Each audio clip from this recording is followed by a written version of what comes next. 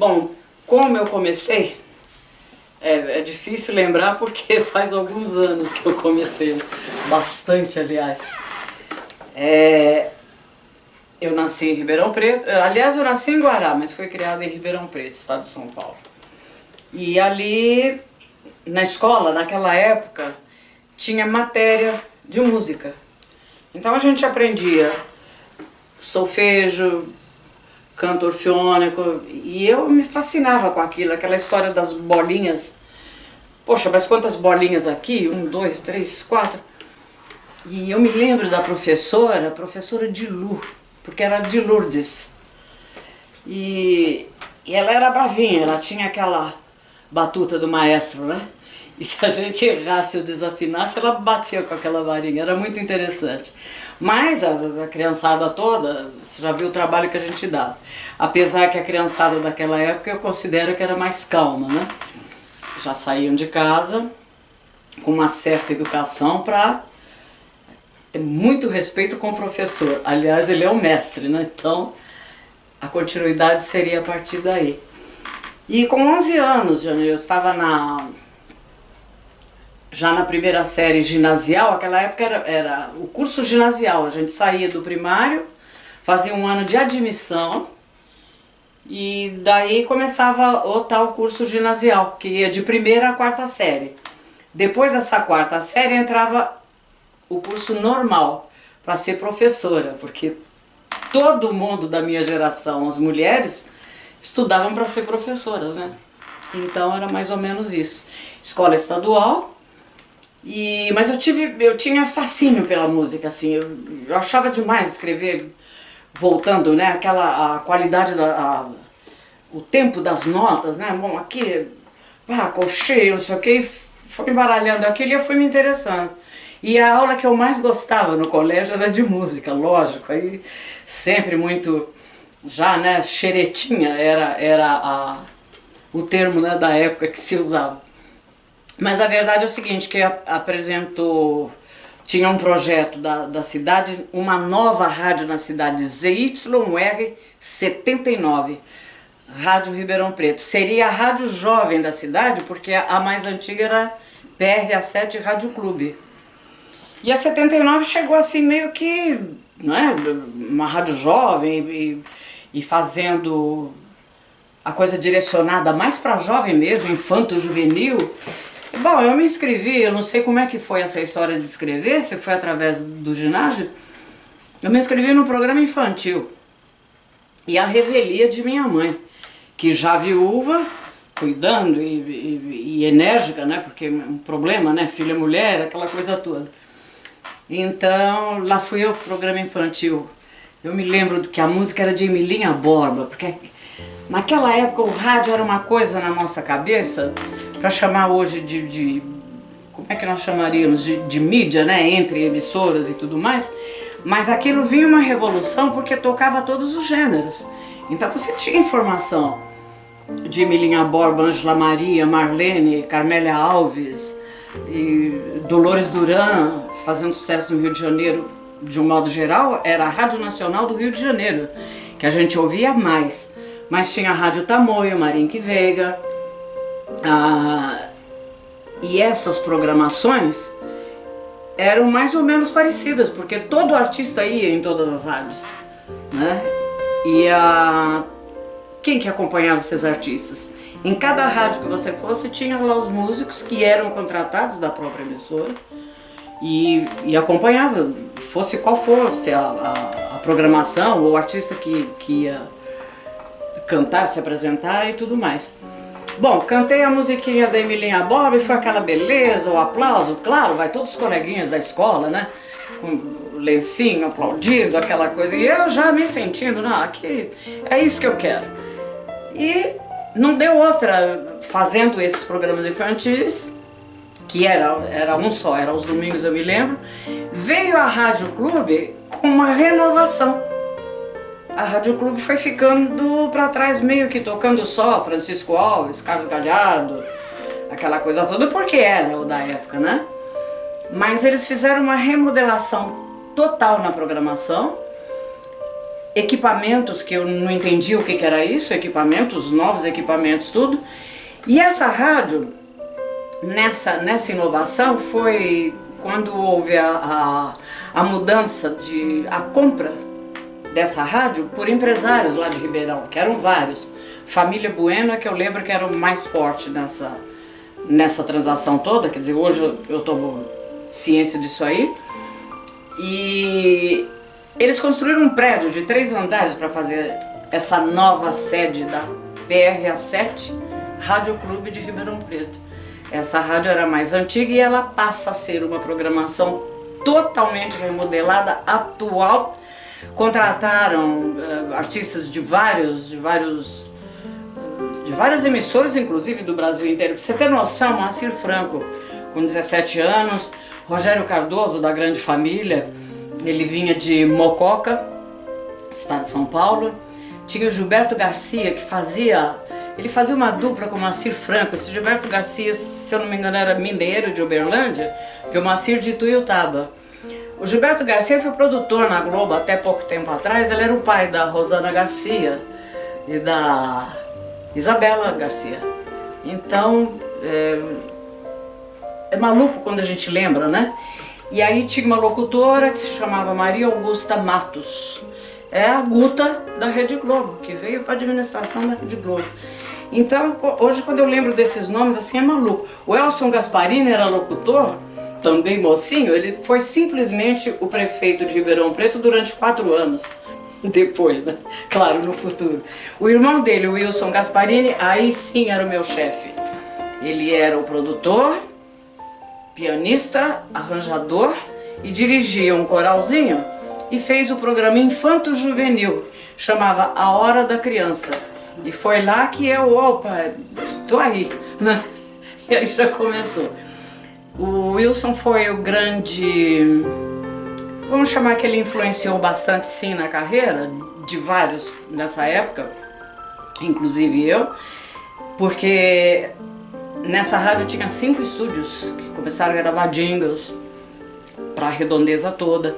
E eu me lembro de um jingle que a gente gravou para o Biscoitos Mabel, que ficou famoso durante muito tempo, sob a direção e a composição era dele. E naturalmente o prefixo, né, do programa A Hora da Criança. Então aquilo, o boom foi tão grande, para você ter noção, que tinha um programa chamado Boa Tarde a Mulher, que era da Guta. Era coisa assim, de uma semana chegar a 12 mil cartas, 20 mil cartas, não sei, porque o rádio chegava pela audiência exatamente do rádio, não tinha outra fonte de informação, ainda não tínhamos a televisão. Então, e ainda na época do rádio, a gente não pode deixar de falar, entre tantos, né, que a gente teria que falar, mas tem uma que fez muito sucesso, até porque era uma coisa diferente na época. Maísa. A coisa boa que a profissão me proporcionou. Eu, com 14 anos, assisti Maísa lá na PRA7, aqueles shows que eles levavam. E linda, né? Eu me lembro da roupa que ela usou naquela noite. O piano era Luiz de Oliveira. Naturalmente era um trio. Se eu não me engano, ela fazia sucesso na Boate Cave. Isso para complementar o produtor, para você. E ela explodiu no Brasil com uma música chamada Ouça. Fez um disco maravilhoso e ela explodiu no Brasil. E havia sim um produtor desse esquema, que é o Roberto Corte Real, que depois TV Record, aquela coisa toda. Então esse sim era um produtor musical. Maravilhosa a Maísa. E nesse tempo de rádio existia também a radionovela, né? A novela era levada todo dia, um exemplo, deve ter esse horário nobre, vamos supor 8 da noite, mas ficava meses e meses aquilo. Tem uma novela Direito de Nascer que ficou mais de 1 ano em cartaz. E era interessante que o pessoal já foi falado também, a gente imaginava o personagem, né? Como é que ele é, e a mocinha, os rapazes, a mocinha com aquele tom de voz, como é que seria, tudo mais, que depois veio a televisão. Mas em verdade, os ouvintes, nós ouvintes, participávamos daquilo ali, a gente viajava com essas histórias. E com certeza teria trilha sonora, porque se tinha um prefixo quando era a hora da novela, tinha uma trilha sonora na hora da coisa romântica, ou alegre, ou isso. Fundo musical, que a gente chamava. Era isso. De um modo geral, instrumental. Não era música com um intérprete qualquer, não. Eu me lembro que era tudo instrumental. E tinha o contra-regra, que fazia o cavalo, quando ia chegar, ele batia o coco, o coco seco, né? As duas cubas, né? Que a gente chamaria, e um monte de coisa. A chuva jogava água, não sei aonde, mas fazia aquele barulho de chuva. O contra-regra, coitado, eu acho que ele era a peça principal da novela e ninguém jamais pensou no contra-regra, né? Mas era uma pessoa importantíssima, muito bom. E então essa história do rádio foi realmente a era muito rica, porque havia essa criação, né? Esse efeitos sonoros. Lá na frente a gente teria coleção de discos, sound effects, não sei o que, e vinha tudo isso que a gente precisava, o avião saindo, chegando e assim por diante. Mas nessa época não tinha, não, era na base do balde mesmo caindo a água para fazer a chuva. Então eu considero que o rádio, para mim, foi a escola mais importante de tudo, porque depois a televisão já veio, embora muita coisa ao vivo, mas a rádio não tinha jeito. O público tá ali, tá no ar, vai lá e canta e toca e tem que, né? Então é isso. Quando acendia aquela luzinha vermelha, a gente falava luzinha maldita. Aí, bom, agora não para mais, não dá pra parar. O trem saiu da estação e não vai parar, não tem parada, não tem baldeação. Então a gente se divertia muito. Era uma época que, claro, a gente jovem, né, criançada, eu já era adolescente, né, com 12 anos, eu estava na PRA7, eu cantei lá até os 14, 15 anos. E era uma programação assim invejável. Época de shows, que você vai dizer, mas onde estariam esses shows, esse grande público que a gente se encontrou? Simples, cinemas, circos, praça pública. Ali assisti, eu tive a felicidade na minha infância e adolescência de assistir Agostinho dos Santos, Ângela Maria, Altamiro Carrilho. Era diversificado demais. A Relia e Pimentinha, de repente o Palhaço Carequinha do Rio de Janeiro. Tinha Calbi Peixoto explodindo no Brasil inteiro, era uma coisa assim maluca. Tinha até música pro Calbi, né? Emilinha, Marlene, Emilinha era o top. Marlene, uma grande atriz, uma grande cantora, e tinha aquela história da briga Marlene e Emilinha. Tudo isso era formado dentro de um contexto de rádio, porque não havia outra coisa. Então, quando a gente via o artista ao vivo ali, Yvonne Cury, né, que coisa, chansonnier, cantando em francês, eu achava aquilo o máximo. E tinha total consciência de que eu iria lutar para sempre na minha vida para chegar no palco. E daí a história vai continuar quando eu chego em São Paulo. Ok? E aí em São Paulo a coisa mudou. Para chegar, eu vim com essa bagagem de objetivos e sonhos, né? Muito nova. Vim com minha mãe, eu filha única, e eu arranjei um emprego no Mapping, de vendedora no Mapping. E ali era engraçado porque eu sempre procurando onde tinha música, né?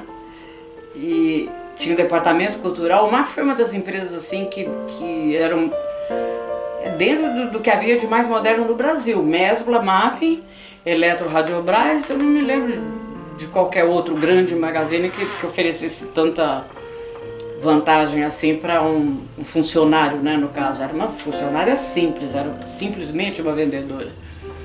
Mas eles tinham aula de vendas, eles tinham departamento médico e dentário, farmácia, que era um convênio com a Drogasil. Nós tínhamos todos os medicamentos, sabe, tá com a gripe lá, não sei o que, saía do médico dentro da empresa, que com aquela receita ia lá na Drogasil, pegava os remédios, bom, agora vai para casa, tantos dias de folga. Uma loucura aquilo, folga no bom sentido, né, mas se tratar e tudo mais. E tinha um grupo musical chamado Os Mapinianos, que era do pessoal do departamento de propaganda, e eu lá de crooner, os Mapinianos. A gente fazia as festinhas dentro cada data comemorativa que tinha, eles já promoviam, né, uma festa para os funcionários. Então tinha a Noite dos Namorados, a festa do Dia das Mães, dos pais, já tinha tudo aquilo ali. E os Mapinianos, lá e a gente fazia lá o nosso showzinho, despretensioso, é claro. Não tinha grana, lógico, mas uma grande escola, né? Porque dali é que começam os bailes. Que daí eu fui procurar o veio, tinha músicos, é claro que já... Músico foi sempre essa coisa, né? Unida.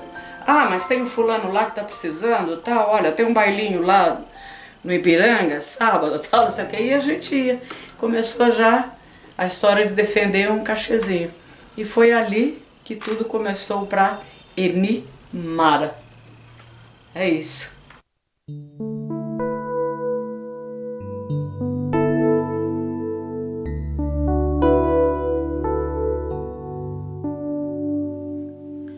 Bom, a questão do que se tocava, né, na época, porque eu pego os shows, que eram vários estilos e tudo mais, mas vamos pensar no baile, que era a meta até então. Bolero, foxtrot, né, tinha, que era uma variação depois para rock dos anos 50, que aí já entra Bill Haley, Elvis Presley, tudo isso a gente tocava. E tinha os calypsos, é engraçado, Elvis, né, cantando calypso. Quando você fala em Elvis, você lembra de Rock Around the Clock, aquelas coisas todas, Blue Suede Shoes, tal. Não é por aí só. Ele cantou muito calypso do tipo It's Now or Never, que é o Sole Mio, adaptado, né? E Kiss Me Quick, por exemplo, eu me lembro. E nós tínhamos uma explosão de ritmo de calypso com Paul Anka, né, o Sedaka, que era Diana. Diana foi uma música assim, era executada, era tão maluco que teve versão.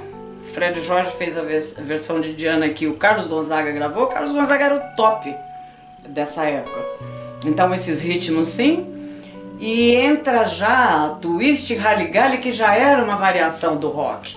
Já era aquela coisa mais água com açúcar, né? Uns passinhos, coreografia, aquela coisa. Já começou, a gente falava dançar solto, né? Aquela coreografia. É interessante isso, porque o rock era aquela coisa de, né, mais agressiva e tal, mas o Rally-Galley era coisa bonitinha e tal.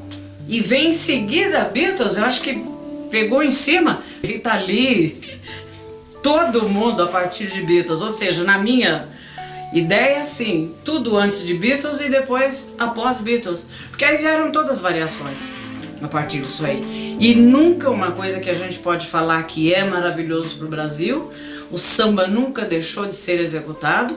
Foi até uma época, nos anos 70, por exemplo, era meio hostilizado. A banda que chegasse tocando samba, dizia, muito samba, porque já queria os discotecas, né, os macho man da vida, aquela coisa toda. Bee Gees explodindo tudo mais, já de anos 70. Mas o samba nunca deixou, com todas as variações. Samba a partir de samba canção, bossa nova, samba exaltação, samba de escola de samba, que não era isso que a gente vê hoje, samba enredo, não. Os sambas tinham. A história era mais simples, ela chegava mais direto com o público, porque o público cantava inteiro. E tinha início, meio, fim e refrão. E era o refrão que fazia sucesso, né? Então samba era uma coisa assim. Tinha samba gafieira, que já vem de Moreira da Silva, aquela coisa toda. Ou seja, essa época é a época de ouro, né? Porque ali são as raízes de todos os ritmos. Todos os ritmos. As grandes orquestras, o que era? Fox, aquelas coisas maravilhosas, até rock. Nós chegamos um Glenn Miller fazendo In The Mood, por exemplo. Você vai ver os passos para baile é rock, né? Um pouquinho mais suave, mas é rock. Então as orquestras, todas da época, tinha o Billy Vaughan, que fazia os bolerinhos já estilizados. Paul Marriott, que já entra com Love is Blue, que já era aquela balada, aquela coisa muito violino, aquelas coisas maravilhosas. E as orquestras, eu acho que foi a coisa mais rica que nós tivemos, porque eram músicos lendo tudo, tocando tudo junto e jogando o mesmo clima para um público. Maravilhoso. E eu respeito muito todos os músicos, maestros, arranjadores, porque o que seria de nós cantores, né? Apenas uma voz.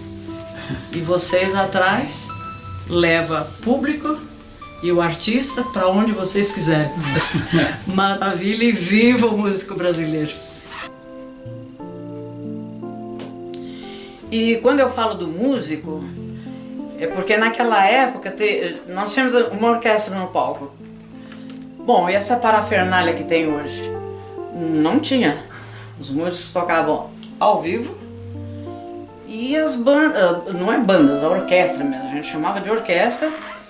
Tinha os naipes, né? Metais, violinos, quando era uma festa de gala, violinos, e era uma loucura aquilo. Tinha guitarra, me lembro de guitarra, a guitarra ia com um aparelho para ele ali.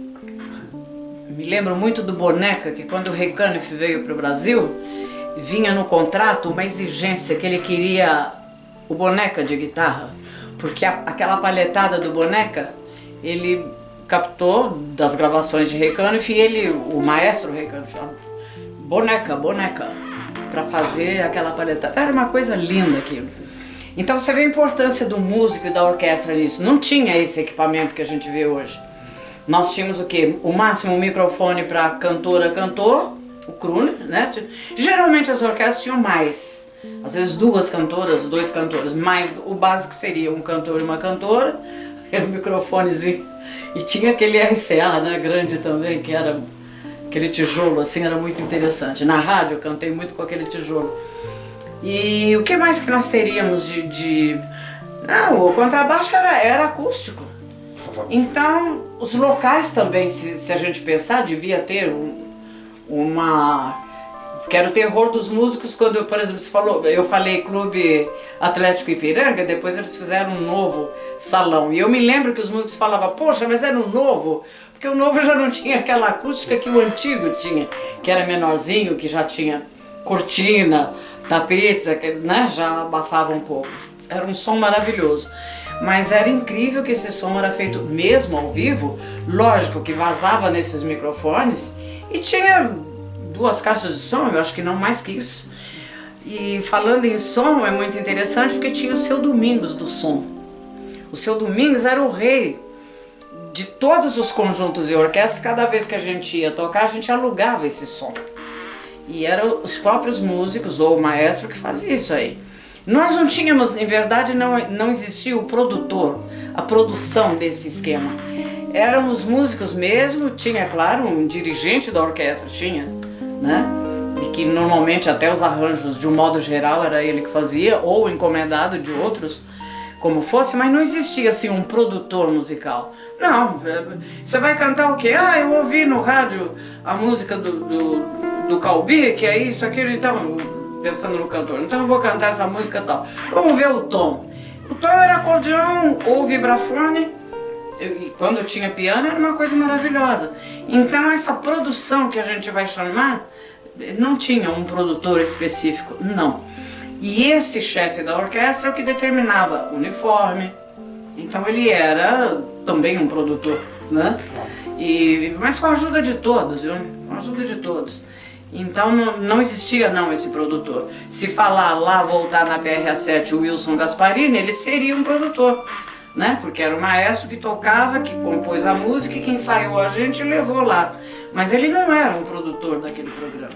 Ao contrário, ele era o animador daquele programa. Então é interessante isso. Esse produtor musical veio depois de... Eu calculo que da época dos anos 65, meados de 65 para cá, TV Record. Aí você tem produtores. Manuel Carlos, a equipe A, que era Manuel Carlos, o Newton Travesso. Tinha mais um que era super famoso também. Mas aí, produção mesmo, que eu me lembro de nome, era isso aí. Nós tínhamos os produtores, acho que era o próprio chamado do locutor de rádio. Nós tínhamos o Fausto Canova, por exemplo. Você ia ser entrevistado no Fausto Canova e ele dizia o que era o tema daquele dia. Ia falar de determinado compositor e tudo mais. Ou seja, ele era um produtor, não é? É isso aí. Então acho que produção mesmo não existia não. A gente é meio na raça, unir as forças e vamos embora. É o famoso vamos que vamos, né? Chegava ao resultado.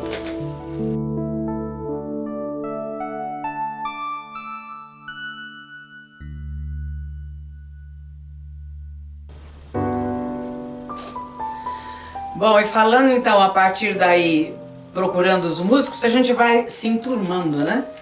Aí precisa, o conjunto do Edmonds precisa de uma crooner para sábado, lá no Clube Transatlântico. O que é o baile? Formatura.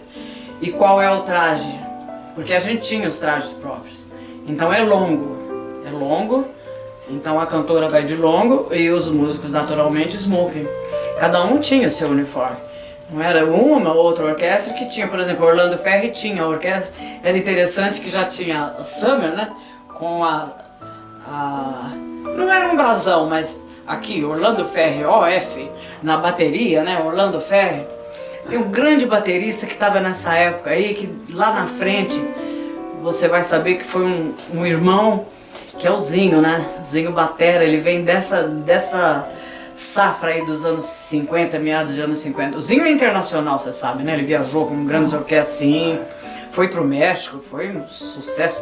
Eu tenho foto do Zinho com as cabrochas em volta dele numa banda lá no México. Não sei o nome dessa banda, mas ele era um sucesso total. Em todos os sentidos, tocando e lindo, maravilhoso e alto, bonito, solteiro. Era tudo de bom, né? Mas só pra você saber como é que era a intimidade dos músicos entre si, cantoras. Havia um respeito muito grande. Aquela coisa que o pessoal de fora achasse assim, mas a cantora, de caso com isso, com aquilo, não.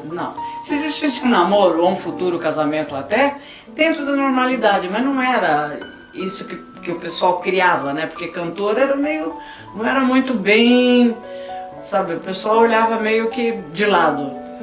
Mas a maioria, a verdade, ia com a mãe, com o pai, né? Com o irmão que ficava lá naquela cadeirinha, lá cantava a música e voltava. A música que a gente não ensaiava, meu irmão, não tinha local para ensaiar, não havia. Era mais ou menos assim, o Ferri foi um grande professor, o filho dele, José Roberto, que já fazia, era órgão, né? O teclado era órgão. E ele dizia assim, olha, tem um sucesso aí, Dio Come Ti Amo. A cantora Gigliola Cinquetti, não sei o que. Ah, tá. Isso falando porque o contato era feito mesmo pessoalmente, que a gente tinha um dia da semana que a gente ia receber o cachê do baile que a gente fez no sábado. Então, vamos dizer que na quarta-feira todo mundo se reunia lá no escritório dele para receber. E ele pagava no envelopinho, todo mundo, não tinha o recibo de pagamento autônomo, e éramos autônomos, né? A essa altura ninguém sabia, mas não tinha vínculo nenhum, né? Era como freelancer mesmo. E dali ele já marcava os próximos bailes até. Ah, você foi bem nesse baile, então tal. Quando ele falava, o Dia Como Eu Te Amo, é uma música aí que tá... Porque tudo era controlado com a parada de sucesso. Então, aí no rádio, ouvia, pegava a letra, embromation. Porque se eu não estudei italiano, não estudei inglês, eu estudei francês, como é que eu vou pegar essa música? Ouvia 510 vezes, porque não tinha ainda o gravador, era uma vitrolinha Andrilu, que a gente abria o baúzinho e aquela tampa era o falante. Ligava na tomada e tocava o vinil e aí copiava, toca de novo, pá. E quando havia, então, se enturmava na casa de cada um, quem tinha vitrolinha já estava em melhor situação, e era assim. Agora, lá no dia, esse grande professor que eu te falo é o seguinte, o medo do palco, praticamente, eu perdi com José Roberto Ferri, porque ele falava, vai, e eu como que vai, né? Vai! E entrava.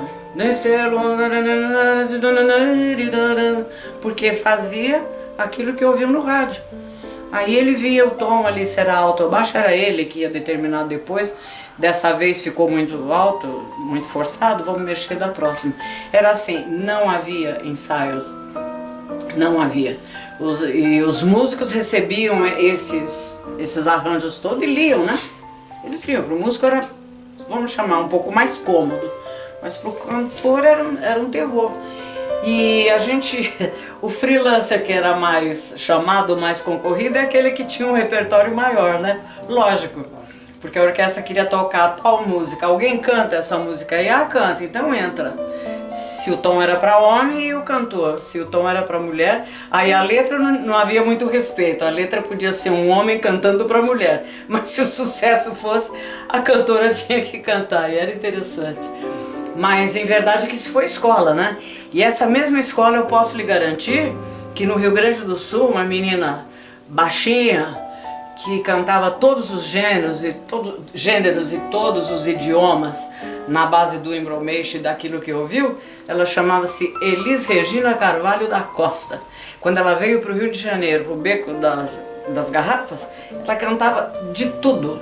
E ela sabia que a Elis foi um ET, né, que passou na nossa vida. Ela... É muito interessante saber que ela cantava a música e sabia quem era o compositor. Então, vamos fazer o tema, e por isso os produtores amavam de paixão. Hoje vem como convidado Dorival Caymmi. Poxa, ela cantava todas as músicas do Caymmi. Ela sabia quais eram os sucessos do Caymmi. Impressionante. A Elis foi... Aí a outra professora que, por tabela, ela foi professora de todas nós da época. Impressionante. Era ela e Elza Soares também assim. E tinha uma cantora da noite que você talvez tenha conhecido, o violinista que casou com ela, o Germano. Ela chamava Leni Caldeira. Ela cantava todos os idiomas, todos. E foi nela que eu me espelhei, na orquestra do Osmar Milani. E eu vi ela cantando as músicas aquelas baladas francesas fazendo sucesso nos anos 60. E a orquestra atacava, e aquela coisa. Poxa, mas como é que ela canta tudo isso? E ela cantava em inglês, em francês, espanhol, de letra. Já tá tudo certinho. E ela cantava na noite paulistana, que foi a grande escola, né? Na noite. À noite já tinha os grupos, conjuntos, que também o conjunto era orquestral, não é como hoje, que é só uma base, né? Eles tinham metais, tinha uma noite maravilhosa. E a Leni era outra grande escola. Então os ensaios na boate aconteciam. Esse grupo que era contratado das boates, eles iam sim, à tarde lá, passavam, vamos fazer isso, vamos fazer aquilo. Tanto é que os cantores de boate, de um modo geral, eles tinham um repertório super refinado com orquestração, né, direitinho, as introduções, aquela coisa bonita. A gente ia para aprender na boate. Os profissionais que queriam, né, ser profissionais, a gente ia lá para aprender. Leni, a grande, tinha a Alda Perdigão cantando tudo também, em todos os idiomas. E foi ali que eu me apaixonei por cantar em outros idiomas. Foi meio na raça também, mas foi muito bom lá na frente cantar em armênio, hebraico, japonês. E deu uma bagagenzinha assim pra gente fazer umas festas assim até significativas dessas coletividades, né? E que segurou lá na frente uma época legal. Mas a escola tá aí. No ensaio. No baile, não. Vai. E se não acontecer, lá, parabéns a você, muda e tá tudo muito certo. E o baile rolava. E era bonito, hein? Era um público maravilhoso. Você olhava todo mundo bem vestido, educado, era público educado. Terminava a música, se eles gostassem, aplaudiam, tinha sempre o aplauso e tudo mais. E era coisa muito regrada, né? Finíssimo. Muito bom. A lembrança do público é uma das coisas mais gostosas no baile. Fascínio total. Debutantes, formaturas e bailes em clubes. De um modo geral era isso aí. E tinha a tarde a domingueira, né? Domingueira, domingo à tarde. Geralmente era das 3 às 6, das 3 às 7. Palácio Mauá, tinha Casa de Portugal, Clube Transatlântico, Clube do Aeroporto. Agora esse pessoal todo era uma programação de baile. Era matinê. Matinê que a gente falava, que aí já podia entrar o menor de 18 anos. E a partir dos 12, de 12 a 18, essas matinês que a gente chama. E a domingueira. A domingueira já era um termo um pouquinho mais pra frente, que começava às 7 da noite e terminava meia-noite no máximo. Círculo militar, as grandes domingueiras do círculo militar. Mas ali já entra os anos 60 de guitarra mesmo e aquela coisa de Jovem Guarda pra cá, né? Jovem Guarda junto com Beatles pra cá. Mas até aí era isso.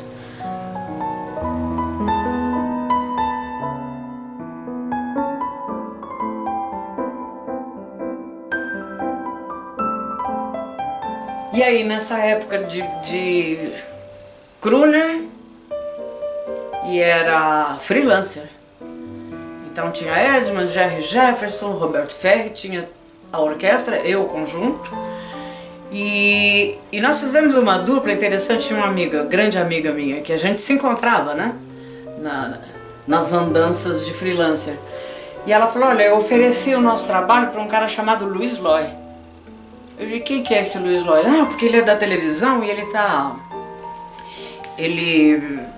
ele faz bailes também. Ele está entrando nos bailes, tem o Modern Tropical Quintet, vindo com o Plínio Metropolo já da Europa, 3 do Rio, e são conjuntos que faz vocal, assim, que canta. Eu falei, pô, mas como é que é esse negócio vocal? Ele falou, ela falou, é o que nós fazemos aqui.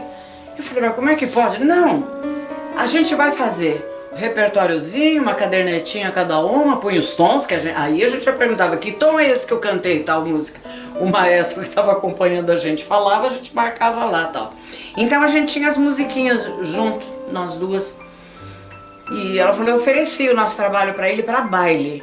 Mas às vezes, de vez em quando, ele põe uma pontinha também na televisão, quando precisa de vocal, com algum cantor que ele vai acompanhar. Falei, pô, mas isso aí é uma coisa boa. Mas ela falou, mas é freelancer, ele vai chamar só quando precisa. Ok. E aí ele chamou em alguns bailes, a gente fez um baile no Rio Grande do Sul. Pô, o cara era louco, né, contratar a gente assim, mas o Ferri foi bacana e deu boas informações da gente. Então foi quando ela ofereceu a dupla para ele. E entre baile e alguma coisinha na televisão, um ano depois, um ano e meio depois, ele contrata a gente, porque de Luiz Loy Quinteto ele fez noneto, já com a visão de fazer bailes, eventos, tudo. Ele tinha uma visão lá na frente. Ele já sabia que os musicais da Record estavam caindo. E aquilo não ia... Nesse barco tinha Moacir Franco, grande amigo nosso, tinha programa Moacir Franco, na Record. E tinha sentido a mesma história. A visão dele foi tão grande nessa época do que seria essa transição, que aí parou de ser um músico e a crooner, tal, freelancer. Já sim precisou ter ensaio do repertório inteiro, porque aí a coisa já foi enriquecida e mais... em todos os sentidos, né? Foi modificada em todos os sentidos. As próprias músicas já exigiam isso aí. Então ele teve isso. Lá na frente, a gente sabia que uma hora os musicais iam terminar e que iam continuar, porque basicamente o baile, vamos chamar assim, a música para dançar, nunca acabou. Ela mudou de estilos, conforme... Teve até uma época que regrediu bastante os estilos, voltou aquele baile tradicional, tudo mais. Os bailes de debutante, por exemplo, quase tudo bem tradicional. Tinha uma hora para os jovens, né? Mas o resto era tudo para adulto, tudo mais. E foi ali que o Luiz Loy contratou a gente, junto veio Meirelles, J.T. Meirelles, saxofone, fazia também arranjos, ele com o Luiz Loy, Johnny guitarra, Jorge Arena tocava com Jorge Ben, que era Jorge Ben, né, Jorge Benjor, com o Meirelles, porque o Meirelles foi o primeiro cara que fez o samba jazz que o Jorge Ben gravou, que era o Mais Que Nada, né? Por Causa de Você, Meninas, os arranjos é tudo do Meirelles. E esse Jorge Arenda era percussionista junto com o Meirelles. O Mazola, que era do quinteto, continuou, e ali é que começou o noneto, a coisa profissional mesmo, com o Luiz Loy, a gente considera a partir do noneto. A Marli e eu sendo colocadas, né, em cima daquele quinteto junto com o Meirelles e o Jorge Arena. Ali o repertório foi um mundo maravilhoso do som, porque a gente pegava MPB a partir de bossa nova, todos os estilos de samba, samba jazz, que o Meirelles tinha todo, era uma coisa maravilhosa, né? Uma ginga, uma coisa linda.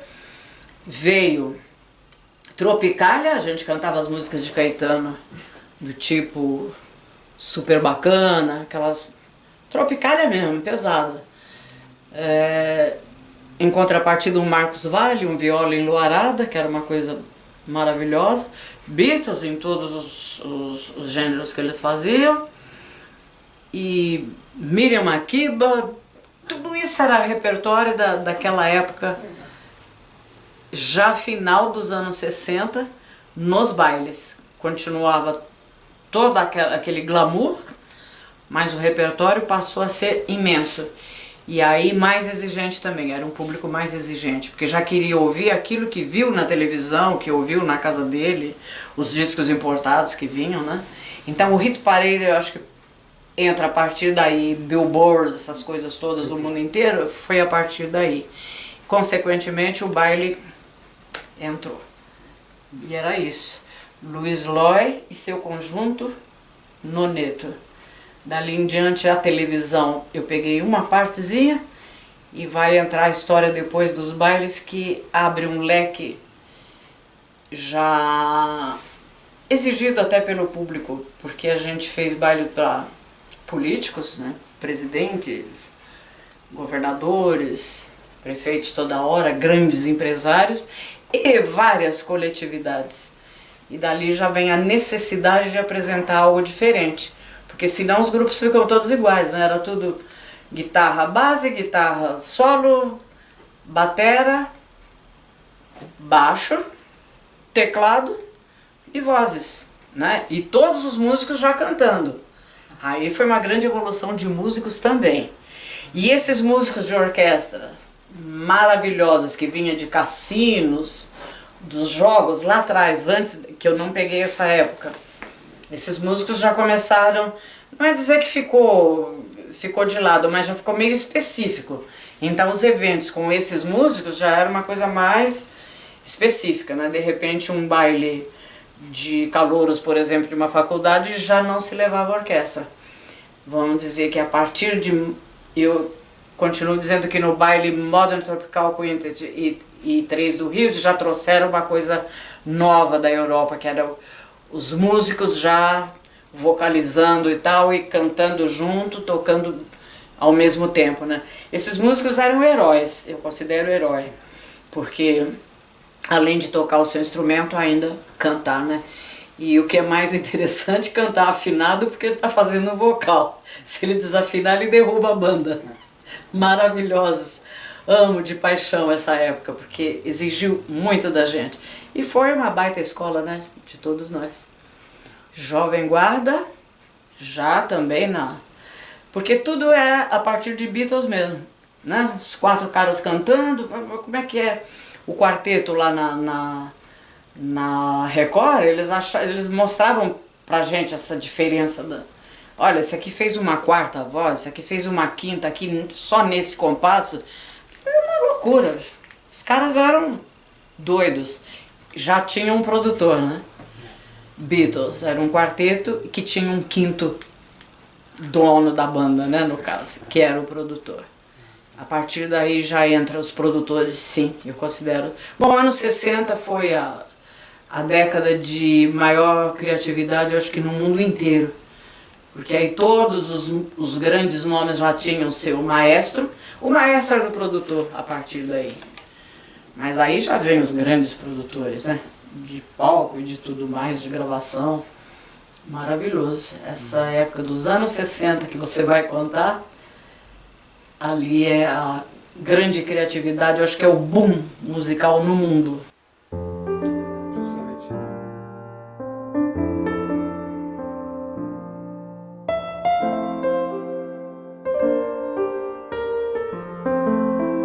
Com o Luiz Loy lá na televisão, porque o forte nosso, volto a te repetir, a gente tinha performance, né? A Marli e eu fazíamos essa coisa dos passinhos, mas a gente já fazia isso porque a gente gostava. Nós não fomos em escola de balé nem nada, mas a gente inventava as coisas. E era uma dupla interessante, que era uma loira e uma morena. Eu gorducha e ela magrinha. Era muito interessante. Mas a gente cantava pra valer, não brincava em serviço não. Fazia os gestos, tal, aquela coisa toda, mas a gente levava a sério o lado musical. Agora, na Record, o que eu assisti foi uma transição total, uma mudança assim, total na música brasileira, porque até então, o que era moderno? Bossa Nova. Bossa Nova é aquela vozinha que vinha toda sutil, né? E as letrinhas também, as letras eram bem, não infantil, mas eram aquelas coisas doces, né? Bem suaves. Então nós tínhamos de Bossa Nova. Eu ouvia muito Johnny Alf nessa época. Johnny Alf era uma coisa que para nós que cantava, que buscava algum som novo, porque já veio João Gilberto também cantando com a vozinha miudinha e tal, mas aqui harmona tudo, né? Ele não cantava uma música duas vezes a mesma coisa. Ele, tanto na voz como aqui, ele acompanhando, ele era, nossa, outro ET, né, que passou por nós. A coisa é essa.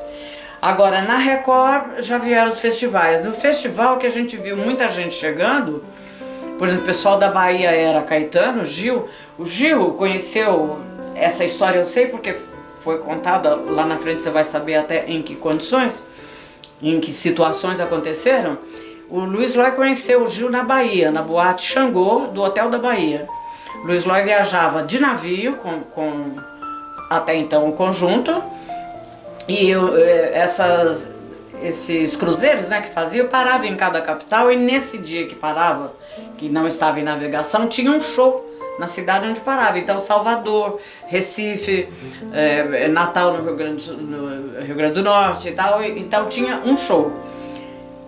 Especificamente o Gil que veio, o Gil já, ele era um som, acho que 30 anos na frente do que se fazia. E o Luiz ficou impressionado de ver, ele era a crooner da boate Xangô do Hotel da Bahia. E fazendo coisas lindas no violão e tudo mais. O Luiz falou, mas esse cara é gordinho, barbichinha e tal, tudo, fazendo coisas maravilhosas. E nesse dia que ele, numa dessas viagens que ele conheceu o Gil disse que foi lá, porque os músicos se respeitavam, se conversavam, né, e se apresentavam, era aquela coisa de bem, ficava família, né, virava família. Diz que na hora que despediu do Gil, ele falou, eu vou para São Paulo e vou te procurar lá na TV Record. E o Luiz já estava na TV Record. E aí um dia o Gil chegou mesmo, violãozinho e tal, e ele era funcionário da Gessi Lever e veio para São Paulo, funcionário da Gessi Lever, já tinha um cargo e entrou nos festivais da Record, beleza, tudo isso que nós sabemos. Ele fez uma música, eu vou falar duas, para ele não precisar ter cantado nunca mais no mundo inteiro.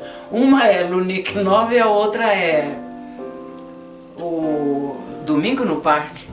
Era uma sinfonia aquilo, impressionante. Caetano fazendo já também letras, né? Caetano nas letras era uma coisa assim, muito lá pra frente. Tropicália, que era a Rita Lee com os Mutantes. Tudo isso era festival, não tinha um programa desse pessoal e nenhuma gravação que a gente ouvia no rádio ou via na televisão. Tinha Geraldo Vandré e todo esse pessoal que veio depois, já incentivado pelos festivais, e cada um tinha uma característica, né? Então não era um cantor que vinha, que se apresentava e com vocês o fulano de tal, não, eles já vinham ou tocando o instrumento, mostrando a versatilidade, inclusive eles tinham uma versatilidade, uma coisa assim absurda. E dos festivais da Record eu me lembro que um pouquinho antes teve na TV Excelsior o Festival do Guarujá. Foi ali que a Elis cantou Arrastão. Às vezes me confunde um pouco. Nós tínhamos o Wilson Simonal, que veio da Tupi, faz esse vamos dizer que era um triângulo Tupi Excelsior, o Festival da Excelsior, aí já cai na Record esse pessoal todo. Agora foi na Record que cresceu tanto que depois no Rio de Janeiro nós tivemos, nos anos 70, o Festival Internacional da Canção. Ali já entrou gente de fora e tudo mais, né? Mas grandes compositores, grandes intérpretes e é uma variação da música brasileira ali que não, você vai dizer, bom, o quarteto gravava aquilo lá com o Jair Rodrigues, pô, era uma música sertaneja, mas pô, você pega um disparado, é uma música sertaneja, aí ficou engraçado. Sinfonia sertaneja, ok, mas não é? Então era muito rico tudo isso. Tinha os intérpretes, por exemplo, o Jair Rodrigues era só intérprete. A Elis também, né? Só intérprete, mas mandava a mensagem como o compositor queria. O Milton falava, quando ele fazia uma música, ele sempre fazia, se era pensando na música para cantora, ele pensava na Elis, que era a comadre dele, né? Ele é padrinho do João Marcelo Boscoli, o Milton. E ela tinha loucura pelo Milton também, porque ali era carne e unha, né? Era coisa linda mesmo. Milton Nascimento, Marcos Valle, que vem do Rio de Janeiro, fazendo aquela bossa nova que é samba jazz, que é tudo misturado, e ele faz um viola enluarada que arrebenta, né? Aquela coisa suave, linda, como é que pode? Então a criatividade desse pessoal nos festivais é a coisa que o Brasil, acho que não tem mais nada, não vai esquecer mais atrás disso tudo aí. E com todo respeito à bossa nova, mas essas variações que vieram depois, aí não dá pra gente dizer, é um estilo, né? Estilizar o quê? Era aquilo lá, cada um tinha o seu som e você ouvia e sabia que era o cara que estava cantando ou executando, né? Dali, Elcio Álvares, Ciro Pereira, Gabriel Migliore, eram as 3 orquestras da TV Record. Tudo. O compositor chegava com um arranjo, entregava para eles e aí aquele resultado que você via lá. Às vezes o compositor não tinha nome nenhum, você nem nunca tinha ouvido falar. Daí, pá! Quem é? É isso? É isso. E esses maestros também, nossa, importantíssimos na carreira desse pessoal todo. Os músicos todos, né? Relacionamento com esses músicos. Então tinha Caçulinha e seu regional. Já era uma coisa mais pro estilo de música raízes, né? Rolando Boldrin, por exemplo, já vai cantar com Caçulinha. Elisete, Ciro Monteiro, Boa Saudade, tá. Luiz Loy Quinteto já era assim, aquela bossa nova, samba jazz, vamos pensar. Acho que definir Luiz Loy, acho que era mais por aí mesmo, mas acompanhando, né, esse pessoal. Tinha a RC7 já acompanhando o Jovem Guarda, mas às vezes tinha um RC7 com a banda do Ciro Pereira. E Roberto Carlos cantando Maria, Carnaval e Cinzas no festival. Loucura. Relacionamento de músico ali, eu acho que músico ali era tudo uma coisa só. Eles pensavam junto, tocavam junto, trocavam figurinhas, né, do som e foi ali mesmo, o relacionamento dos músicos em si. Porque ia pra lá à tarde, 2 horas da tarde para ensaiar e o programa ia ao vivo às 9 da noite. E às vezes 13, 14 números, cada um, Zibo, trio, né? Luiz Loy, e tinha vários, som 3, tinha vários trios, né? César Camargo era som 3. Toninho Calça Justa, batera, Sabá e César Camargo Mariano. Entendeu? E vinha essa enxurrada de cantores e compositores na cabeça deles e tinha que ensaiar e ia tudo ao vivo às 9 horas da noite. E o público lá, aplaudindo. E eles, como é que, além de estar escrito, tem que estar gravado, né? O gênero, a levada, essa coisa toda. Mas eles se juntavam e faziam uma coisa só. Foi uma época de ouro, realmente.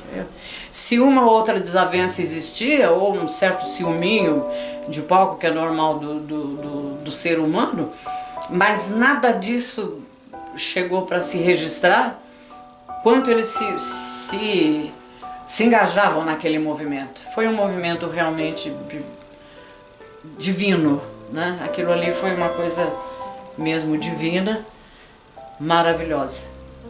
E tinha uma líder que carregava isso, né? Pequenininha. O estúdio tem o nome dela, essa sala é Sala Elis Regina. A lembrança dela é muito, muito grande e muito querida também, porque ela passou no início de janeiro, aí ela morava na Cantareira, agora um fato, o nome dessa sala. E ela ligou pra gente, ela ligava muito, e a gente nunca ligava pra ela porque sabia dos compromissos dela, do César, da família e tudo mais. Ela nunca deixou de dar notícias pro Luiz. Chegava do Japão e ligava, olha, os caras perguntavam se o César era o Luiz Loy, os japoneses, tudo. Ela era muito engraçada. Mas eu me lembro de poucos dias antes dela falecer, ela passou aí, ligou pra nós, ela falou, escuta, e a fita da sala da inauguração, você já comprou? Eu quero amarela. Quero uma fita amarela, gravada com o nome dela. Ela era tudo, ela achava piada. O Luiz, não, tudo bem, amarelinha, então é amarelinha. Isso foi início de dezembro, no final de janeiro ela foi embora. Ficou um baita buraco e o Luiz tinha falado pra ela, eu vou inaugurar a sala 17 de março, que é o dia do teu aniversário. Isso marcou pra gente de uma tal forma que nunca mais eu esqueci. Quando eu falo em TV Record, que eu lembro daquele pessoal todo, Márcia, né, cantando tudo, uma professora de... Márcia pra mim, tanto quanto Elis, assim, de conhecimento, de afinação, de interpretação maravilhosa, né? Então a gente lembra disso aí, é o nome dessa sala. Marcou a época dos anos 60 da Record. E viva os festivais, né? Porque dali saíram os grandes nomes que estão aí até hoje. Tá todo mundo até aí. Desde Bethânia cantando Carcará, Nara Leão fazendo opinião com Zé Cat, porque a Nara veio da turminha de Bossa Nova do Rio, né? Que ficou uma coisa mais a turminha do Rio. Que não é que São Paulo não tivesse, São Paulo tinha. A Claudete Soares mesmo cantava Bossa Nova aqui em São Paulo e era um sucesso. João Sebastião Bach, sucesso. Walter Vanderlei era só Bossa Nova. Anos 60, meados de anos 60. Tinha o Pachá, que também fazia muita Bossa Nova e jazz, todos eles, né? Todos eram jazzistas. Mas a Nara, por exemplo, que era só Bossa Nova, ela já vem cantando uma música brasileira. Um Zé Cat, por exemplo, que já não tinha muito a ver, né, com Bossa Nova e tudo mais. Chico, né? Luiz Loy fez o primeiro arranjo para aquele Chico Buarque que chegava lá quietinho. O violão era aquele estojo de lona, ele abria, sempre muito tímido, e o amigo dele era o Toquinho, de faculdade inclusive. Aí ele chegava, ele tinha já umas músicas, e aí o diretor da RGE falou, era essa turma mesmo, ali os produtores de gravadora, ficava tudo ali no meio. Olha, esse menino aí tem duas músicas que eu quero gravar, mas nós não estamos apostando muito nele não, a vozinha dele é muito pequena para fazer grande sucesso assim. E também não tem verba, dá para você gravar duas faixas. Não, vamos lá, pô, combinou com o pessoal do quinteto. Meu refrão e olê lá. E o estúdio era de Estúdio Pauta, ali na Bela Vista, na rua Santo Antônio. Os donos da pauta eram os titulares do ritmo desse estúdio. Então lá foi Chico, Toquinho, quinteto, o Júlio Najib era o tal diretor da RGE. Chegaram para gravar e o Chico nervoso, tremendo. Tá, como é que não é, vai daqui, sabe, na época o playback era sair cantando e tocando e acabou. Era 4 canais. Então o máximo que dava para fazer, estava ali, dentro dos 4 canais, não tinha como. E teve uma hora que eu não sei quem, talvez tenha sido o Júlio Najib, que falou, e se o Toquinho fizer? Porque o Toquinho sabe as músicas e tudo mais. Ah, então tá, então o Chico só canta e o Toquinho que tá de violão nesses dois Quinteto Luiz Loy e Toquinho no violão. Não é o Chico que está tocando. Então, meu refrão Olê Olá foi com o Quinteto Luiz Loy, a primeira gravação do Chico. E há controvérsias. Tem muita coisa na internet que fala que foi o Pedro Pedreiro. Não foi. Nós temos esse disco e já fomos buscar em tudo isso que está aí. E o próprio Chico falou uma vez, numa das entrevistas, ele fala: não, o meu primeiro disco foi um compacto simples, meu refrão e Olê Olá. Uma coisa, né? Aí Chico Buarque de Holanda, a banda. E a banda já estava meio enturmada com o quinteto, ele falou: vai ter, então no festival vai ser a banda e tal. O Luiz falou: não, mas o conjunto não tem essa característica para a banda. Mas aí como é que é? Você põe mais sopro, zabumba? Ele falou: não, tem que ser, tudo aqui é feito, cada qual no seu estilo. Tem um cara, Genésio Arruda, do Rio de Janeiro, e foi o Genésio Arruda que fez o arranjo para a banda, que transportou para a banda. Então, aí virou aquele sucesso, né, com Nara Leão, com tudo. Se for falar em anos 60, você vai enlouquecer esse lado de trás, né? Maravilhoso. E é completo. Então, os festivais é a maior importância mesmo. E o Luiz, ele pegou, foi muito bom, ele sempre foi um músico muito humilde. E sempre querendo aprender com os colegas, sempre respeitou muito os colegas todos, perguntava muito e queria sempre somar, ele queria fazer junto. Ele nunca foi um virtuoso, ele nunca foi aquela coisa de solista, ele nunca foi um solista. Quando tinha uma outra música que era só para o quinteto, né, instrumental, ele queria morrer, porque ele, na hora de solos, tudo, ele não gostava. Improviso, não, ele ia naquele... Respeitava demais a composição e ele sempre achava que a harmonia que o compositor fez devia ser respeitada. Então ele sempre foi nessa linha de respeito mesmo com relação ao original. Né? Então não é um carbono, mas um original. Se ele pusesse uma ginga, alguma coisa em cima, swingar e tal, mas era em cima daquilo que o compositor fez. Jamais ultrapassar, né, o caminho. Então ele era bem humilde nesse sentido. Agora, os músicos dessa época saíram todos professores de todos os gêneros para aproveitar aquilo que fosse dali por diante, porque acho que foi ali mesmo que o boom da música brasileira, a moderna música brasileira, se faz. É certo?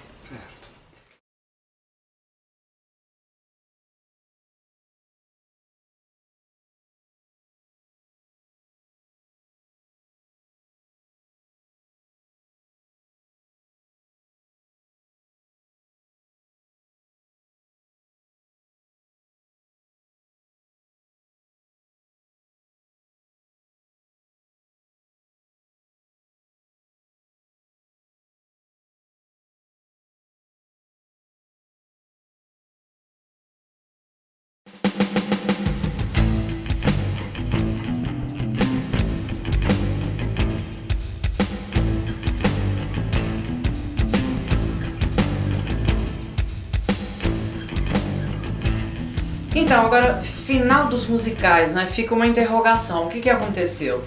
Aconteceu que foram caindo os musicais pensando em TV Record, e ainda tivemos outros. Acho que na Tupi nós tivemos um Flávio Cavalcante, que já nos anos 70 tinha Enrico Simonetti, que voltou para a Itália, mas ele era uma orquestra contratada, né, na época. E ainda teve festival do Rio de Janeiro, o FIC, né? Festival Internacional da Canção. O que deve ter acontecido de um modo geral é que esses talentos que lá chegaram e que foram criando nome, já seus núcleos, voaram. Então já começa, eu acho que fica difícil, por exemplo, se a gente bolar hoje um show com cada nome daquele, não dá. Você vai trazer Gil, Caetano, Bethânia, o Roberto, vamos dizer, dos que estão aí, todos juntos num show para televisão, mudou. Então eu acho que a modernidade mesmo, A modernidade eu falo num todo, de dinheiro, de patrocínio, daquilo que era levado, dos costumes, porque a gente ali estava no período militar, que até tinha muita coisa que politicamente falando aparecia por esse motivo, né? Mas eu acho que é isso mesmo, foi a diversificação, foi tão grande que complicou, porque eu não teria outra palavra para definir. Complicou, porque se trazer todo aquele pessoal hoje, fazer chama o Nilton Travesso que tá por aí. Nilton, vamos fazer o Fino da Bossa hoje. Não tem dinheiro para pagar, não vai ter empresa, nem nenhuma rede de televisão que vai enfrentar um show desse, né? Lá era toda semana um show desse, com todos esses artistas. Então acho que ali juntou mesmo a hora certa, os artistas certos e a mensagem certa. Casou também com o público. Nós tínhamos um público seleto, culto, musicalmente falando, e muito educado, porque aquilo que a gente vê de festival, tudo, o pessoal vaiando, Carlos Imperial levando o pessoal, não, é isso aí mesmo, né? Se não gostou, vamos vaiar e tal, mas tudo isso fazia parte de um contexto e era maravilhoso. O Chico e a Nara assistindo, tem isso em internet, vocês podem procurar e vão ver, o Chico e a Nara assistindo um dessas apresentações, um desses programas, acho que até festival mesmo, ele e a Nara cantando, ele falou assim, que engraçado, os caras de terno e gravata. Você vê que o Chico agora, né,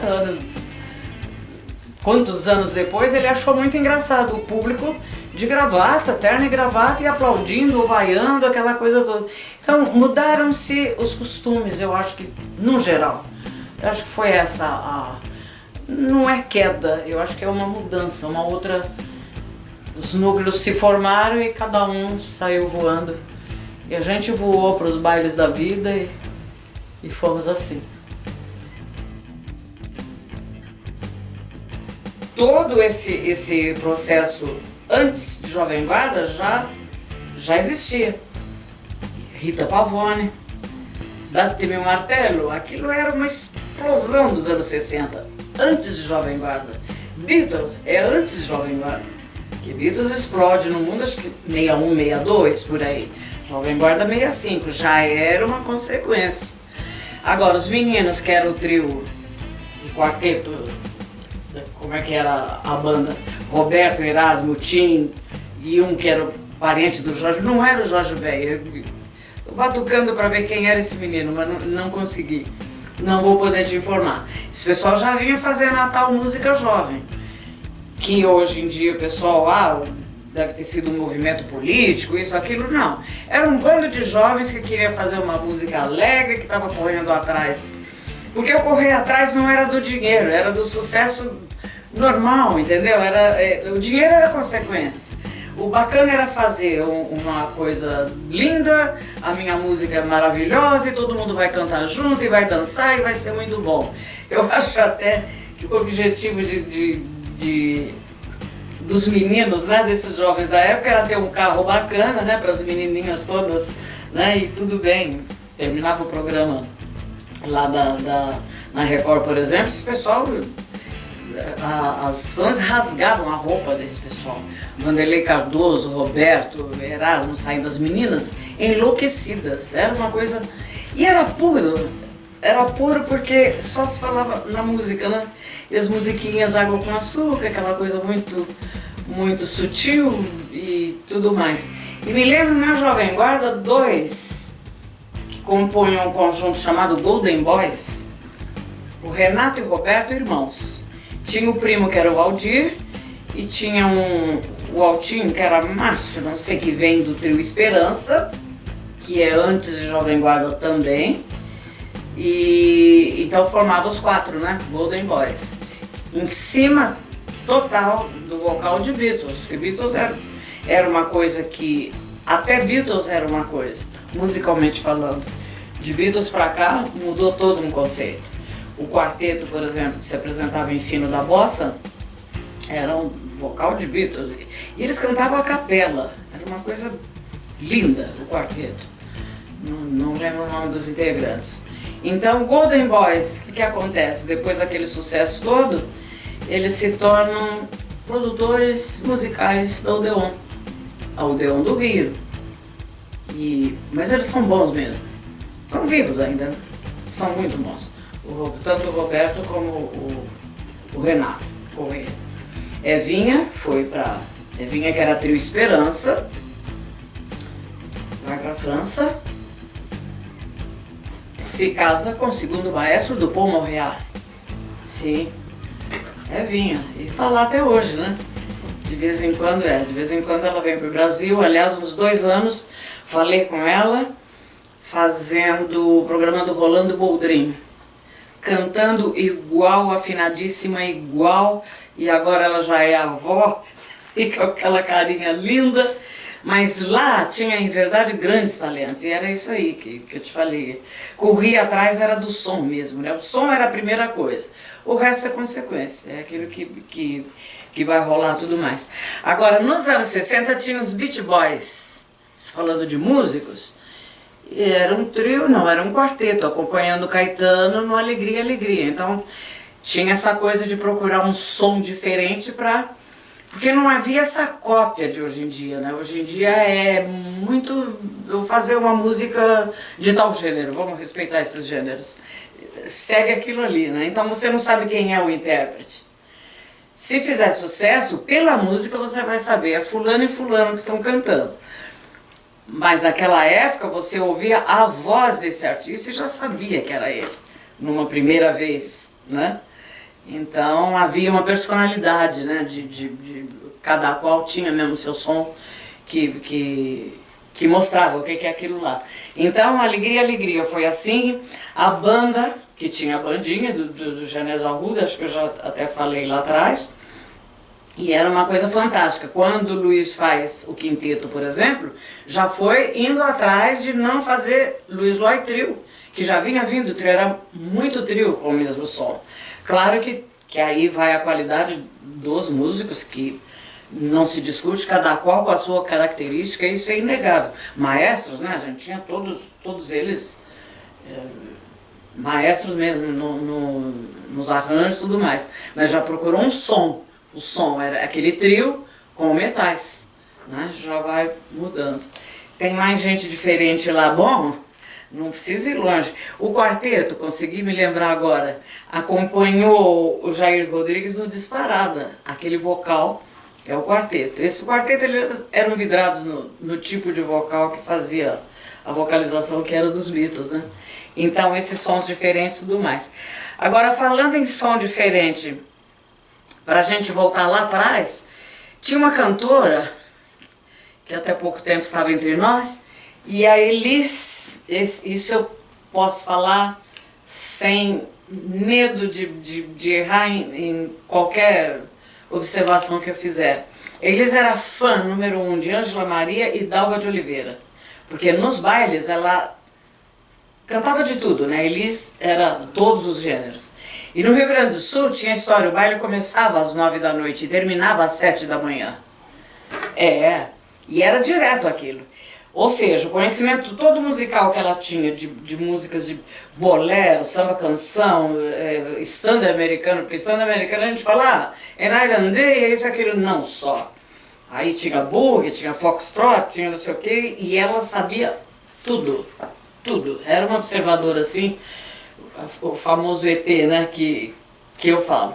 E voltando a Ângela teve, em meados dos anos 50, ela fez um sucesso incrível, que foi para minha área, que eu acabei ficando, né, na área de baile, então isso aí dá pra gente falar com propriedade.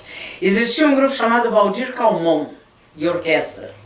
Você saber que você é menino, o Valdir Calmon é aquele que fez aquele tema do Canal 100, quando você ia no cinema, aparecia os jogadores.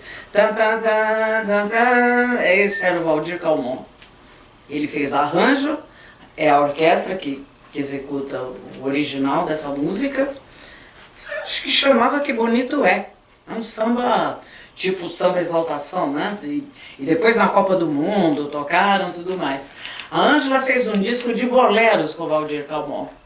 Eu nunca ouvi uma cantora, com todo o respeito, que cantasse tão perfeito um espanhol como a Ângela Maria ali. Então a Ângela surpreendia, né? De repente aquele som, pessoal até no lado pejorativo, isso é brega. Não era brega, era música popular, com sentimento e com muito recurso vocal. Tinha que ter uma extensão de voz fantástica para cantar aquilo. O outro exemplo é o Altemar Dutra. Ela também é outro professor, embora a extensão dele.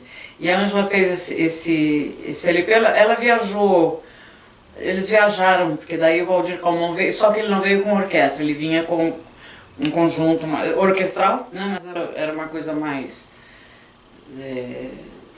já sintetizada. E ele tinha no piano, a característica do Valdir é muito interessante, ele tinha no piano uma coisa que todos os músicos queriam saber o que era, que ele trigava no piano e fazia aquele som. Ninguém jamais soube. Eu acho que foi o primeiro teclado que apareceu aqui entre nós. Chamava Solovox. Solovox.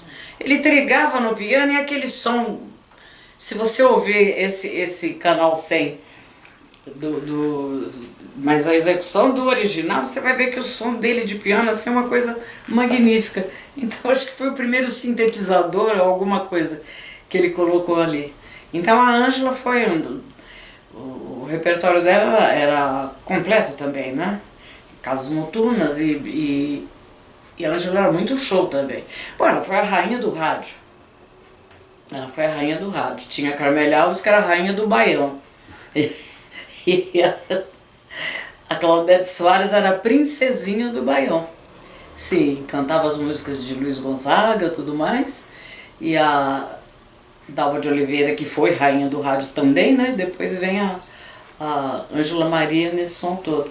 E tinha a Elisete, que é mais ou menos da época. A Elisete eu acho que era a Noite do Rio. E tinha o Hermínio Belo de Carvalho, né? Que era, vamos chamar de outro produtor, então? Era um produtor, né? Não havia, em verdade, essa denominação produtor. Mas existia uma pessoa que estava ali e que comandava. Também acho que musicalmente você canta isso ou canta aquilo. Se nós falarmos num diretor de gravadora que era um produtor, chamado Ramalho Neto, isso aí ele carregou até o último dia da vida dele.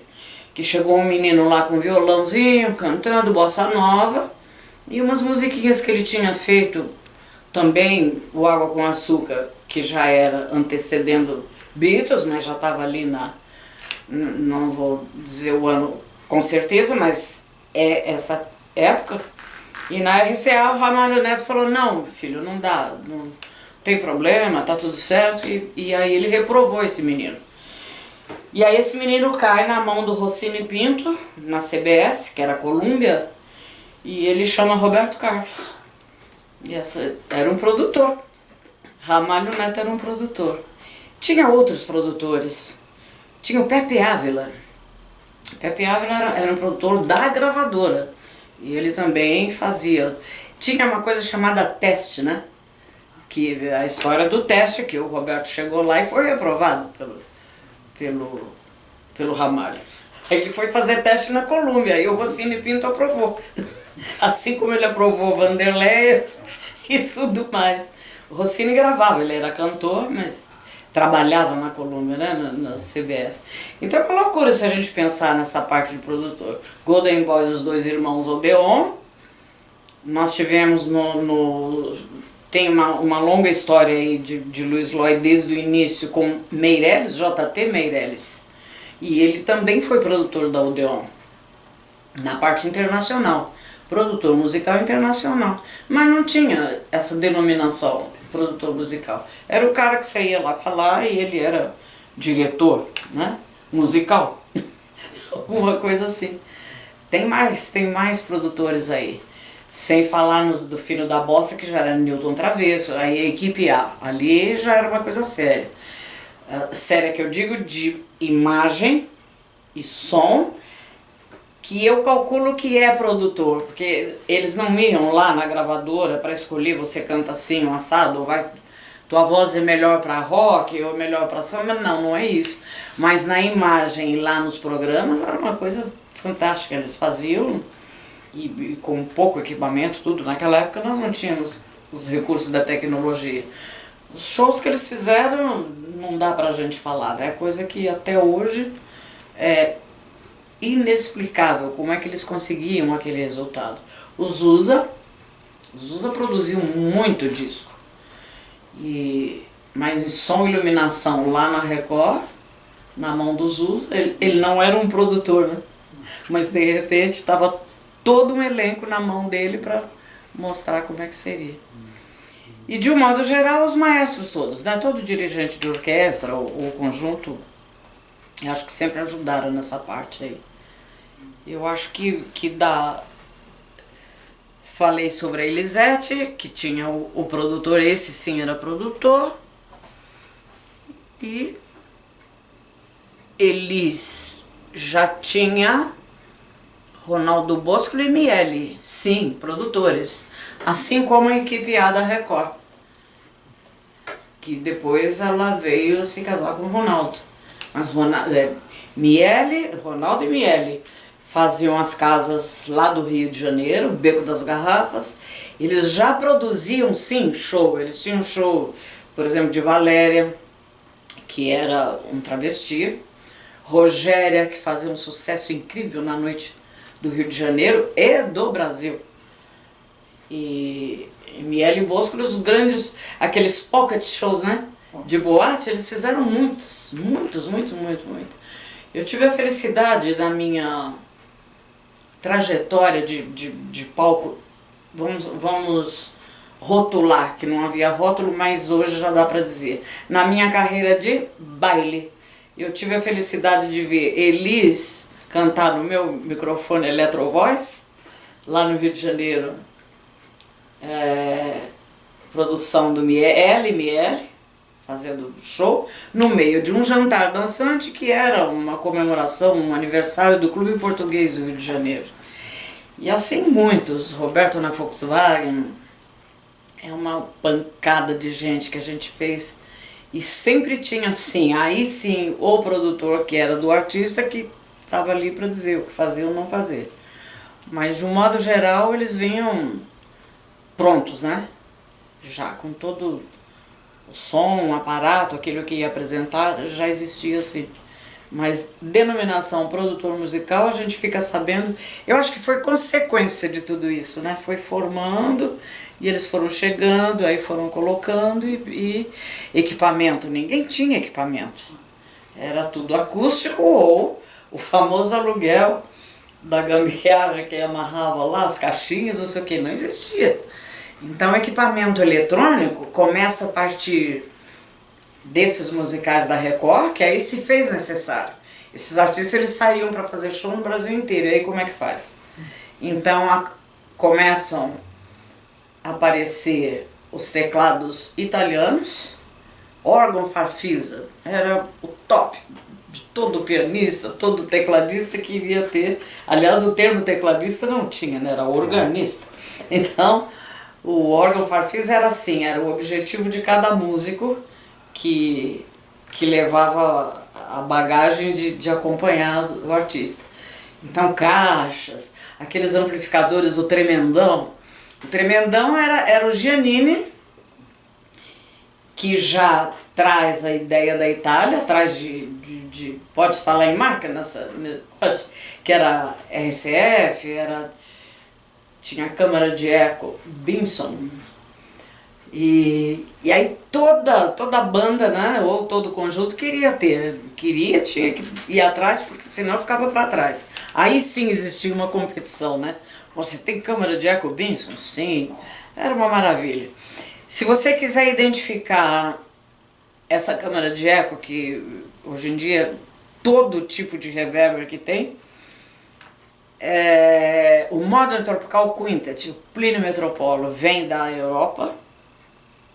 Com eles vem também o 3 do Rio, com essa chamada aparelhagem nova. Todo mundo correu atrás daquilo para ter um igual. Eles tinham um vocal como a gente nunca viu. Claro, os 5 cantando, acho que eram 4, o Edgar, o batera acho que não cantava. Ele mexia nesse som. E ele tinha um gravador de rolo do lado dele ali na bateria, que ele soltava, vamos chamar de playbacks, que ele soltava ali aquele gravador de rolo, acoplado a Binson e os 4 cantando e vocalizando. Era uma coisa fantástica, maravilhosa. Aí o Plínio chegava, já fazia a comunicação dele, sempre muito comunicativo, cantava muito bem, né? Sempre cantou. A Sara era também um monumento cantando, coisa maravilhosa.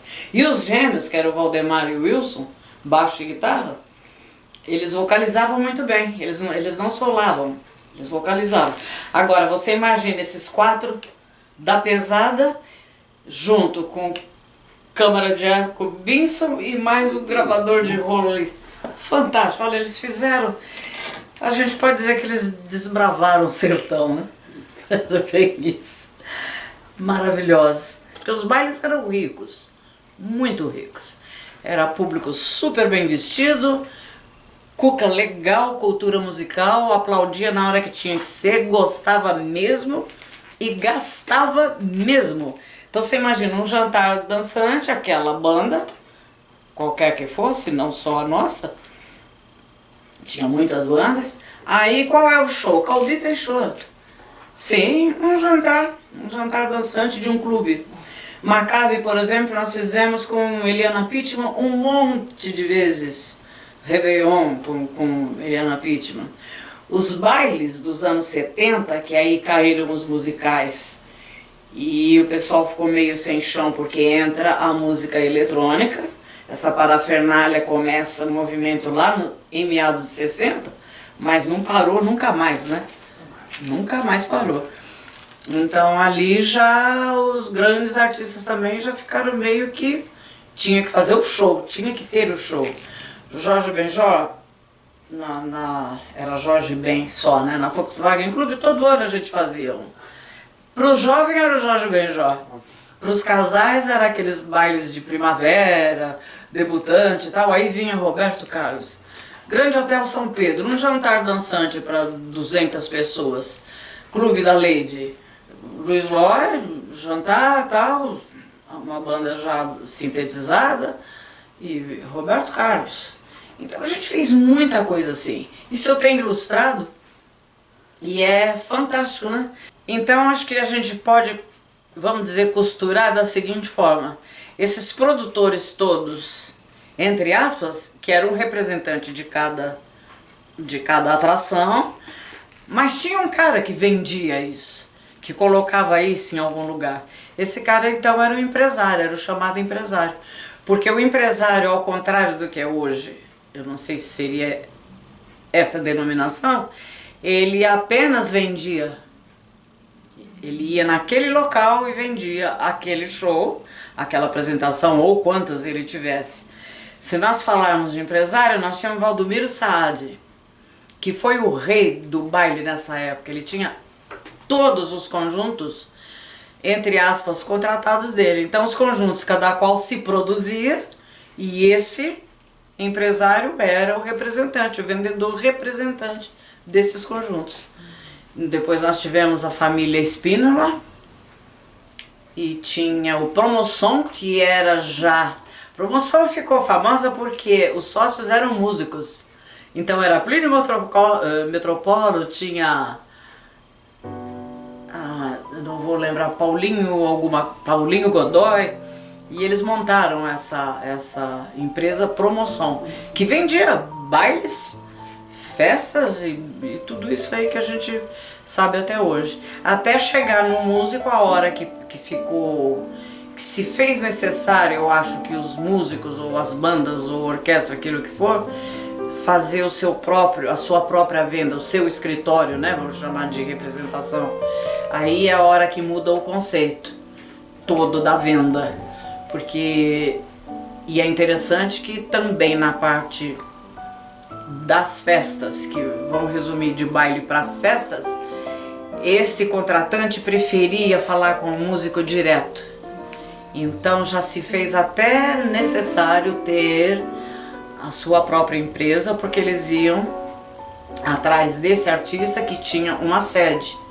Ele tinha um endereço de escritório na época, né? Porque nós não tínhamos a tecnologia, era o telefone que tocava.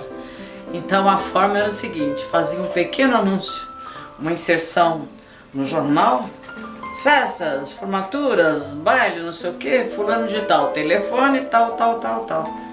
Então não era uma tabela de valores, nada, mas tinha o telefone de contato. E o pessoal procurava por aí. Isso a gente colocava onde desse, ou em revista especializada de música, de festa, mas o grande lance era a Folha de São Paulo e o Estadão. Quando ali a gente conseguia fazer um anúncio, era maravilhoso. Então o contratante de festa particular, de um modo geral, ele entrava, quando não, ele estava numa festa e pedia um cartãozinho. Esse cartãozinho era a chave, porque você entregava esse cartãozinho na hora que estava agradando. Esse contratante chegava doido: mas aonde eu acho vocês? Eu quero vocês para minha festa, tá.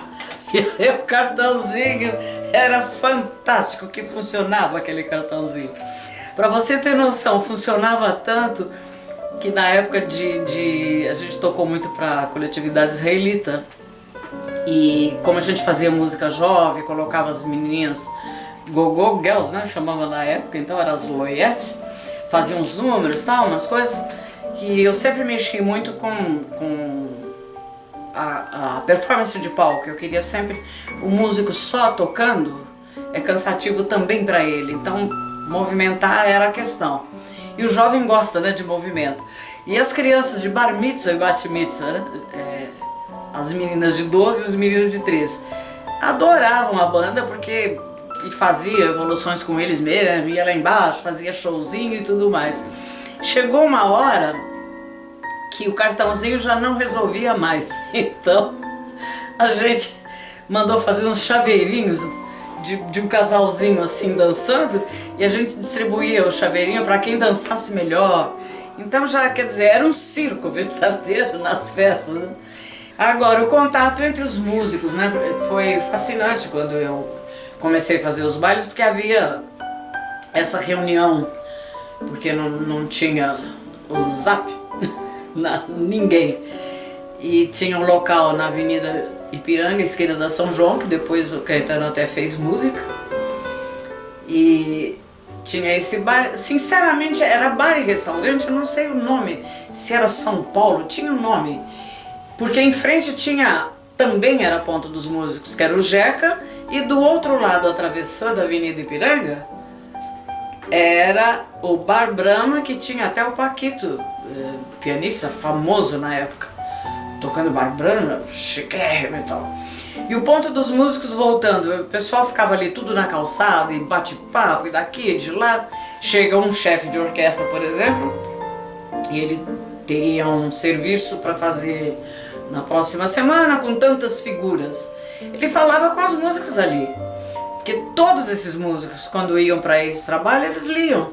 Uma facilidade incrível, então não havia problema em levar, né? A cantora e o cantor ainda um pouco mais crooner, né?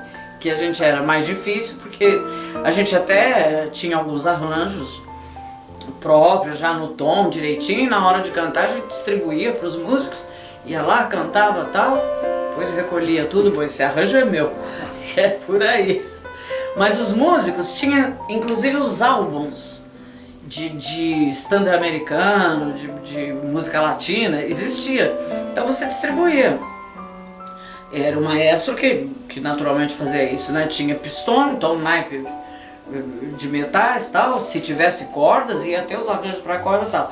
É página tal, e havia a coincidência desses álbuns, fora os arranjos também.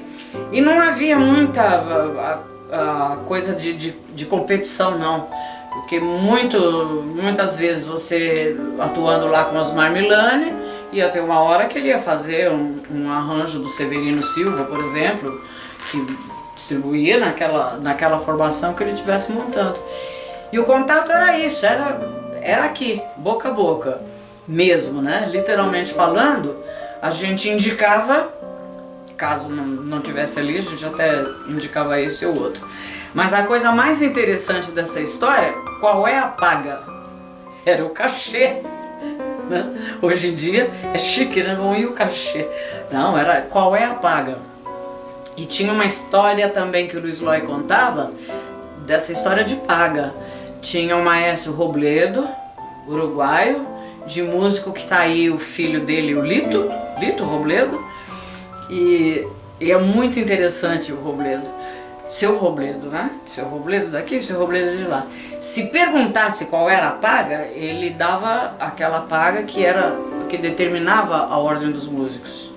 Se você fosse convocado por ele, então tem um trabalho tal, para dia tal, e você não perguntasse nada no dia, ele ia colocar no teu bolso um baita de um cachê, porque ele ficava agradecido dessa confiança que você depositou.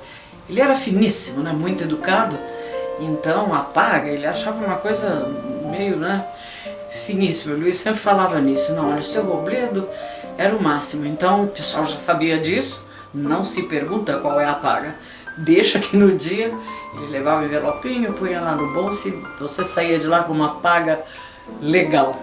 Agora o relacionamento entre eles era tão bom, que eram amigos mesmo.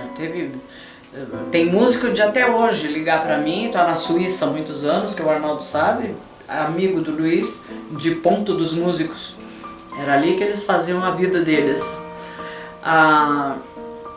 Essa parte de relacionamento é uma coisa muito boa, né? O calor humano. Eles montaram um time de futebol ali na calçada. Mas vamos aonde e tal? E eu acho que já tinha o Zinho.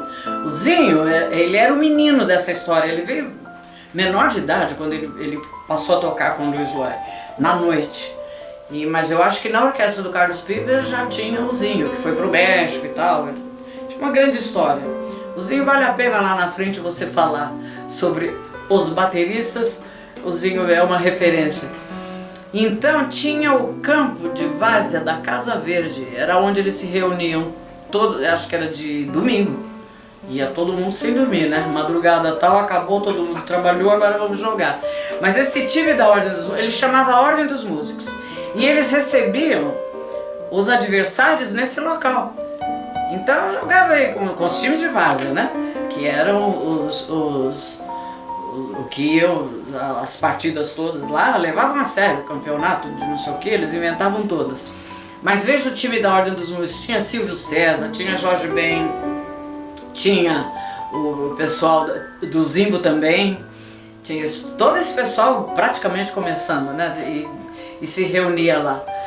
E o bandeira contrabaixo era o técnico, e eles tinham um jogo de camisa, então... você veio hoje porque não era formado sempre aquele time, né? É o time da ordem, precisa de tantos jogadores, tal, então vem você, tinha substituição, agora esse, agora aquele, né? E era interessante, esse time da ordem fez muito sucesso, porque era bom o time, só colocava quem fosse muito bom. Dizem que o Silvio César jogava horrores. Teve dias de jogar o Chico Buarque. Tinha também. O Chico era tão alucinado, menino, né, por futebol, que no Rio de Janeiro ele fez um campo de futebol, né, na casa dele.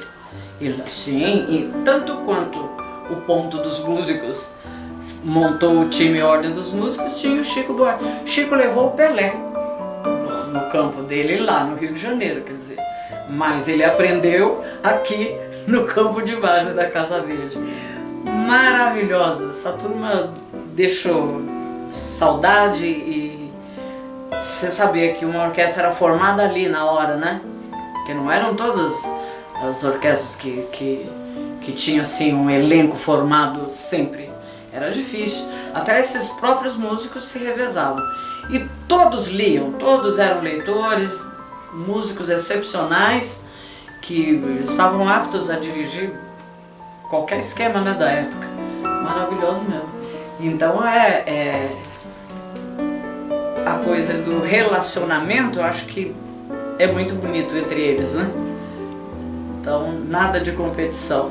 O que é que pode fazer com que o esporte une né? As pessoas. Então vamos lá, time da Ordem dos Músicos, olha que coisa linda.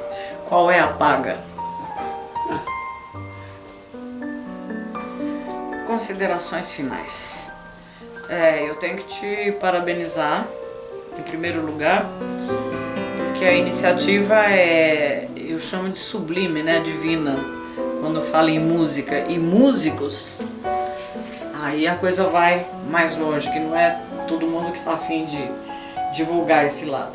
Então o pessoal, de modo geral, vai falar das suas obras, quantos discos fez, isso, e em torno de si, né?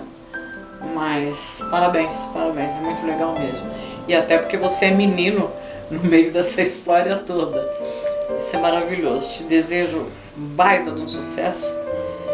E se eu pude ser útil, muito bom.